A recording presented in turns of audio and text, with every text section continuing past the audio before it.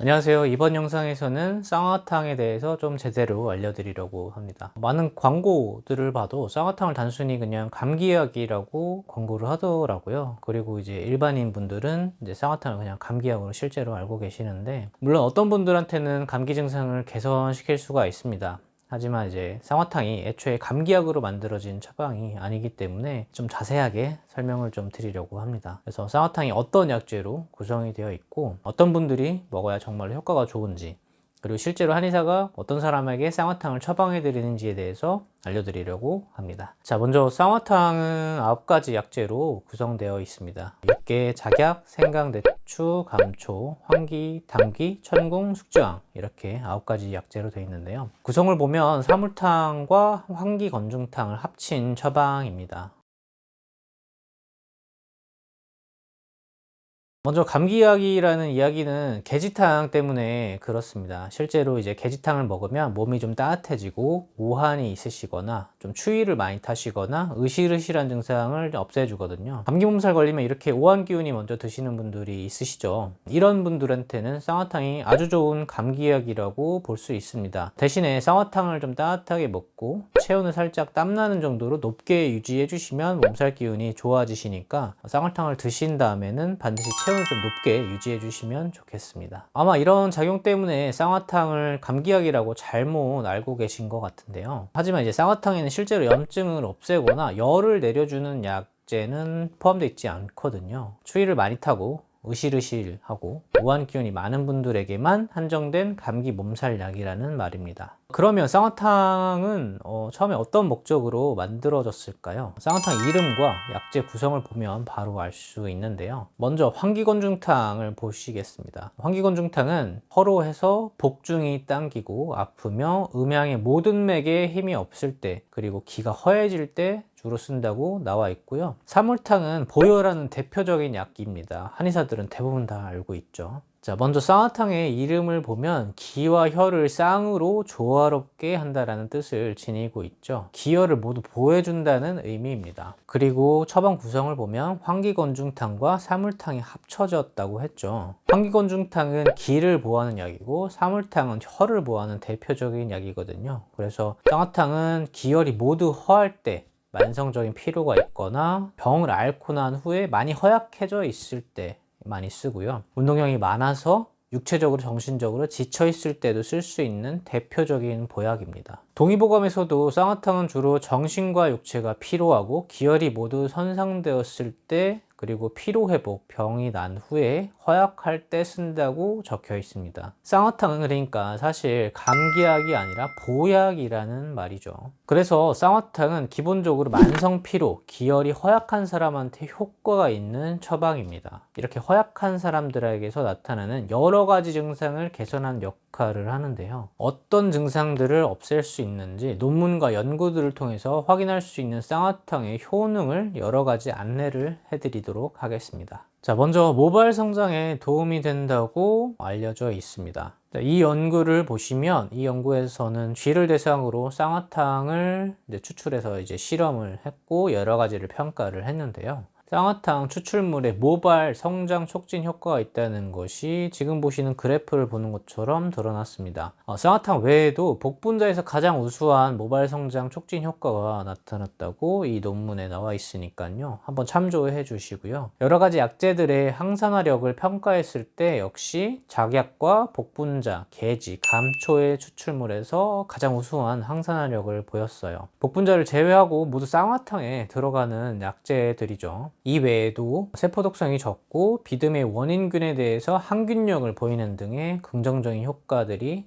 많이 있었습니다. 그래서 이런 결과를 종합하면 쌍화탕은 발모 촉진 효과가 있다고 보여지는데요. 이 연구 외에도 다른 연구들을 보면 오메나, 복분자, 상백피, 고삼 이런 약재들이 모발 성장에 유의한 영향을 미치는 것으로 보고되고 있으니까 탈모가 있으신 분들한테는 좀 참고할 만한 자료가 될 것 같습니다. 그리고 두 번째로 쌍화탕은 골다공증 치료에도 도움이 된다고 알려져 있는데요. 이번에는 난소를 적출한 암컷 쥐 27마리를 대상으로 12주간 쌍화탕을 투여하면서 골다공증에 미치는 영향을 살펴봤습니다. 난소를 적출하게 되면 에스트로겐이 결핍이 돼서 자궁 위축을 유발을 하고, 에스트로겐이 부족해지면 결과적으로 골다공증이 발생하게 됩니다. 그래서 여성분들은 이제 갱년기쯤 되면은 골다공증이 발생하는 거죠. 쌍화탕을 복용한 그룹에서 대조군과 비교시 난소 적출로 인해서 현저하게 감소된 대퇴골의 골밀도를 증가시키는 경향을 보였다는 연구가 발표됐고요. 그리고 대퇴골 조직을 분석해 봤을 때 쌍화탕을 투여한 그룹에서 골지주 감소하는 것들이 개선되는 효과가 나타나서 골밀도를 유지하는 효과가 있다는 것이 밝혀졌습니다. 쌍화탕을 구성하는 한약재 중에서 작약이나 숙지황 등의 추출물이 파골세포 분화 관련 신호인자를 억제시킨다는 보고가 나왔고요. 그러니까 파골세포가 제대로 활성화되는 것을 막는다는 얘기입니다. 파골세포는 말 그대로 이제 뼈를 파괴한다는 말인데요. 이런 작용을 쌍화탕이 억제한다는 말입니다. 이런 결과들을 보면 쌍화탕이 골밀도를 유지시키고 골다공증을 예방하는 데 좀 중요한 역할을 할 수 있다고 알려져 있는데요. 이 실험에서는 이제 ALT나 AST 같은 간 수치를 살펴봤는데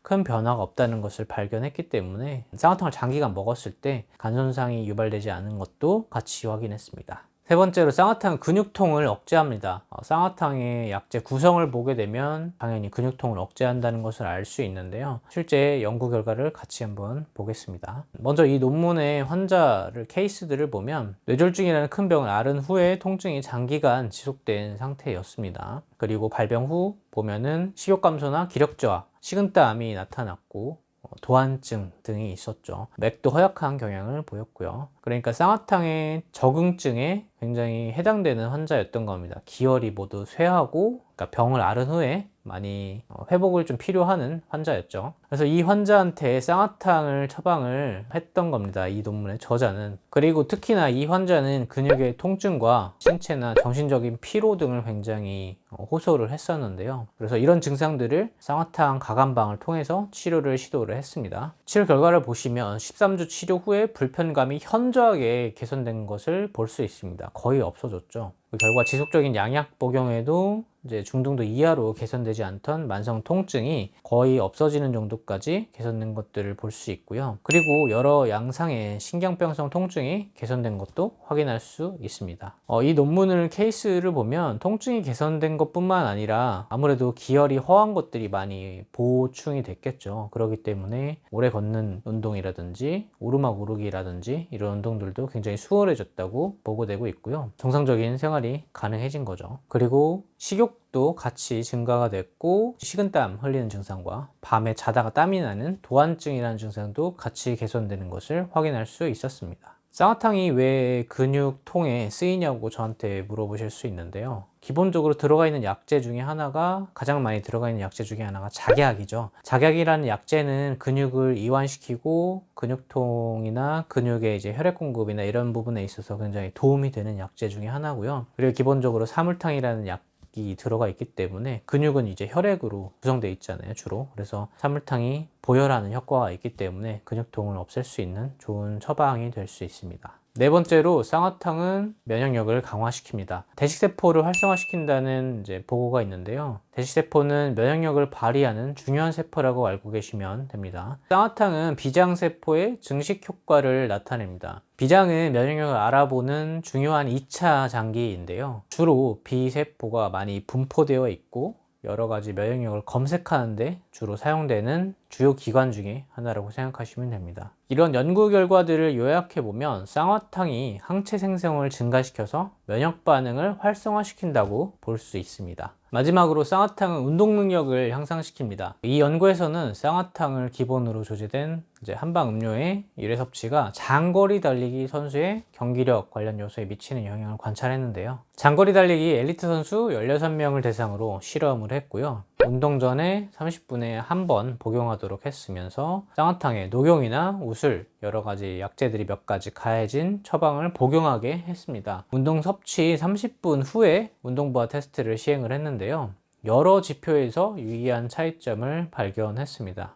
이거를 간단하게 요약을 좀 해드릴게요. 첫 번째로는 이제 운동 후 심박수가 유의하게 감소했다는 보고고요. 운동 후에 이제 피로 회복 능력의 향상이 유도됐다고 보시면 됩니다. 아마 마라톤을 하시는 분들은 잘 아실 것 같은데요. 저도 역시 마라톤을 하기 때문에 심박수가 유의하게 감소하는 게 얼마나 중요한지 잘 알고 있습니다. 두 번째로는 혈중의 젖산 수준이 개선되는 것을 확인할 수 있는데요. 혈중의 LDH 발현에 긍정적인 영향을 미치는 것으로 사료됩니다. 그리고 세 번째로는 나트륨과 칼륨의 혈중 농도가 유의하게 높은 수준을 나타냈다고 합니다. 운동을 통한 과도한 체액 상실에 수반한 전해질 향상성 회복에 긍정적인 기여를 할 수 있다고 볼 수 있죠. 그 다음으로는 운동 종료 후에 중성지방이나 혈당, 크레아티닌, 그리고 HDL 등의 수치가 유의하게 증가했습니다. 이거는 이제 에너지원의 공급이 더 원활해진다는 것을 의미를 하는데요. 특히나 크레아티닌은 근력, 근지구력의 개선을 통한 유산소 운동 능력의 향상에 굉장히 영향을 미친다고 알려져 있죠. 그래서 이렇게 3-4가지 정도의 효과를 고려해 봤을 때 쌍화탕을 복용하면 운동 능력이 향상되거나 운동 후에 피로 회복에 굉장히 좀 도움이 된다고 볼 수 있습니다. 그 다음으로는 쌍화탕이 항산화 작용 그리고 항노화 작용이 있다고 알려져 있습니다. 노화는 인체 내 다양한 질병과 더불어 노화를 촉진하는 원인 중에 하나인 활성산소에 기인하는 것으로 밝혀져 있는데요. 활성산소는 인체 기능을 저하시키고 동시에 색소를 침착시키고 노화나 성인병 질환을 유발하는 것으로 알려져 있습니다. 항산화 작용에 대해서 측정할 때 흔히 DPPH 수치를 측정을 하는데요. DPPH의 감소는 자유 라디칼 소거 반응이 진행됨을 알 수 있고 지질 과산화의 초기 반응의 억제 정도를 예측할 수 있습니다. 그러니까 항산화 활성을 갖는 물질이 DPPH의 수치를 낮춘다고 생각하시면 이해하기 쉽습니다. 그러니까 항산화 작용이 강하면 DPPH 수치를 많이 낮춘다라는 거죠. 이 논문은 쌍화탕 추출물의 항산화 작용을 이제 확인하기 위한 실험인데요. DPPH를 이용해서 항산화 작용을 측정을 했습니다. 그 결과는 다음과 같고요. 이러한 결과들을 봤을 때 쌍화탕이 항산화 작용이 높다는 것을 알 수 있고요. 특히나 피부에서 흔히 일어나는 활성산소에 대한 노화 방지에 도움이 될 걸로 예상이 됩니다. 결론적으로 쌍화탕은 활성산소에 대한 노화를 방지하는 데 많은 도움이 될 거라는 거죠. 지금까지 쌍화탕의 효능 6가지 정도, 대여섯 가지 정도 알아봤는데요. 기본적으로 이런 효과들이 있으려면 쌍화탕의 적응증에 해당돼야 됩니다. 아까 처음에 말씀드렸듯이 쌍화탕은 기혈이 굉장히 허한 상황, 예를 들어서 코로나든지 암이든지 여러 가지 큰 질병 후에 기혈이 많이 떨어져 있는 상황, 피로가 많이 쌓여 있는 상황, 만성 피로가 있으시다든지 그런 이제 환경 속에서 이런 6가지 증상이 나타나게 되면 쌍화탕이 굉장히 좋은 효과를 볼 수 있다는 말입니다. 아무 때나 뭐 탈모가 있는 분들이 다 쌍화탕을 먹는다고 해서 회복되는 게 아니고요. 기본적으로는 어느 정도 이런 기혈이 허한 상황이 부합해야만 여러 가지 증상들이 회복될 수 있습니다. 많은 분들이 아마 만성 피로에 시달리고 계실 겁니다. 그럴 때 쌍화탕을 꾸준히 복용하시면서 기혈의 소모를 좀 막고